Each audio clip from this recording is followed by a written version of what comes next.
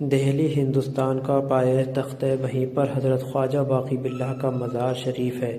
خواجہ صاحب اللہ کے ولی اور مسلمانوں کے پیشوا ہیں۔ آپ نے ایک بلی پال رکھی تھی، اس سے بڑی محبت کرتے تھے۔ خواجہ صاحب کے ساتھ رہتے رہتے بلی میں یہ کمال پیدا ہو گیا تھا کہ جتنے مہمان آنے والے ہوتے ان کے آنے سے پہلے وہ جان لیتی کہ آج کتنے مہمان آئیں گے، اور جتنی بار وہ میاؤں میاؤں بولتی باورچی اتنے ہی مہمانوں کا کھانا تیار کر دیتا، اور باورچی اس وقت تک کھانا نہ پکاتا جب تک بلی بول نہ لیتی۔ مثلاً اگر 10 مہمان آنے والے ہوتے تو بلی 10 بار میاؤں میاؤں بولتی۔ اتفاق سے بلی ایک روز صرف ایک مرتبہ بولی اور مہمان 3 آ گئے۔ باورچی بہت ہی گھبرایا کہ اب کیا کیا جائے۔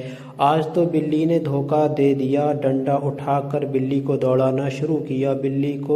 بلی کود پھاند کر خواجہ صاحب کے پاس جا بیٹھی۔ اتنے میں خواجہ صاحب نے حکم دیا کہ مہمانوں کو کھانا کھلاؤ۔ جب کھانا دسترخوان پر لایا گیا تو خواجہ صاحب نے تینوں مہمانوں کو کھانا کھلانے کے لیے بلایا۔ ان میں سے ایک کھانے میں شریک ہو گیا۔ باقی 2 مہمانوں نے عرض کی، حضور ہم لوگ روزہ دار ہیں۔